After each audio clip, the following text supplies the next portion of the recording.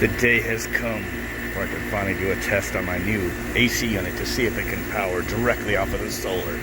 The sun is directly overhead, which means it's covering all my panels. But first things first, let's turn off this noisy Goodman unit. That's better. Just turn that off. I just turn the thermostat off and back on, so it gives us 5 minutes before that comes back on. So what I've done here is I have the disconnects pulled on the AC and on the DC power from my solar panel. And here's the thing, when I unplug the AC power, the DC powers the bus and keeps the compressor running. But the fan stops because the fan runs off the AC. So what I've done temporarily is unplugged the fan wires, and I've got them through an alligator cables plugged into the output of the VFD. So as the VFD creates the pseudo sine wave going out to the compressor, it's also giving it to the outdoor fan motor. So turn this on. There goes that. Hopefully nothing bad happens. I think it's just on 40 hertz. Yeah, dang it. It was on high a few minutes ago. Let's see if I can change it. I just opened my app, dropped the temperature down. I turned it down a little bit earlier, and it actually dropped a degree, and then dropped the first stage only. Come on, kick on second stage. Eco B. So this fan's actually running a little slower too because it's running off the VFD also. So we're pulling almost 14 amps. Remember, the meter's reading inaccurately because it's quick, short pulses from the rectification to charge up the VFD. If I plug in my solar, it drops down. Usually it drops down a lot more than that, but let's get this thing to go up on high speed. Here, pull the AC power here. There's no utility power connected to this unit right now. 0 amps, and it's running just fine off of the DC from the solar. I pull the solar, VFD goes dead, plug it back in. It's running the unit. No utility power whatsoever. I already knew it could do that, but I've been testing that when it was a little later in the day and the sun would be, clocked down quite a bit. Now we got the sun about the 12:30 p.m. position, so all my little solar panels in that mess over there probably making some decent power. Yeah, if I could only get this thing to kick up this high speed. Okay, it just ramped up to 100%, running 60 hertz. This ABS plastic must be made by Goodman. Somewhere like that, right there. Air turbulences. If I need an extra screw like I did with Goodman. Put an extra screw here, here, here, and here on this one. Let's put it. Come on, Lennox, would you let Goodman design that? Yeah, carefully add a screw right there. That sucks. Let me do that real quick while I let this run. Much better. I had to do a Goodman trick to a brand new Lennox unit. Extra screw just to keep that ABS plastic from flapping. Now, truth be told, I have taken this all apart, to re-engineer and put back together, and maybe I tweaked that, but I don't think so. I mean, that's normally what you're going to take off to change the fan motor. Smooth now. That motor's running off the VFD. There is no AC power going to this unit. It's all running off the sun right now. This complete unit. Not the blower in the attic. It could, though. Running all off of this. DC power. 330 volt DC supply right here. All from the solar. Now, this looks like it's having a little bit of problem with the inrush current.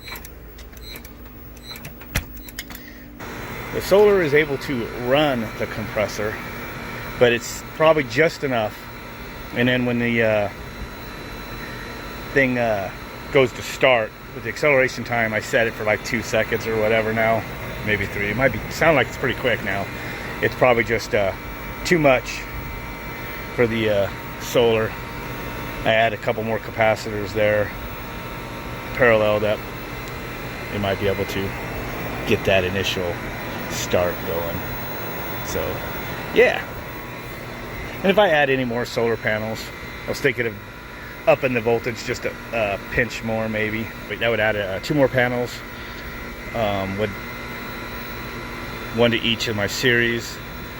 It would add 30 more volts to the bus, and it would add 500 more watts of power. So, yeah. But it is cool to see the unit running on 60 hertz from the solar panels. I wonder if this wire's getting hot at all. Nah. Out there, family don't pull much for power.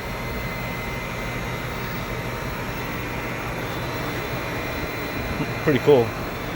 I could almost leave that fan motor on the output of the VFD. Really no point in it though. Plus it's putting almost another amp of consumption on the VFD.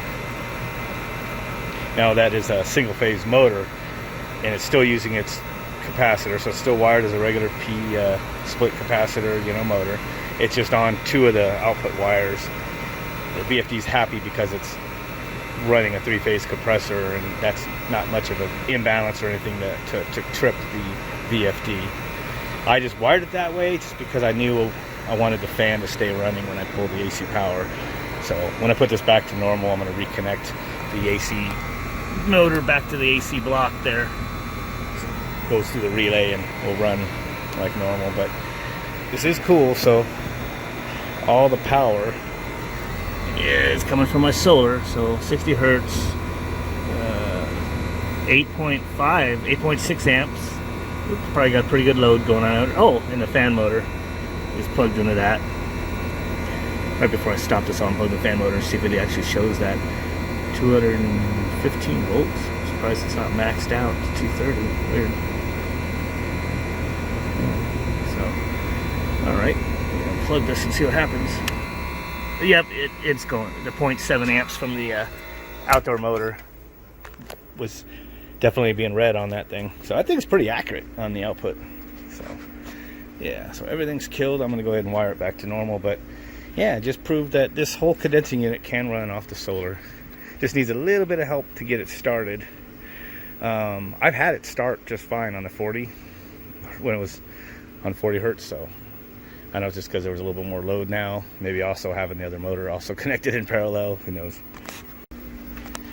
Okay, I got the wires reconnected to the fan. Motor's back on there. Put the DC on. It just started the compressor just fine, and could be because of the pressure equalized a little more. Outdoor fan motor is not connected, see? It's on 60 hertz. No fan until I get the AC back on. There we go. Yeah. It's pretty cool.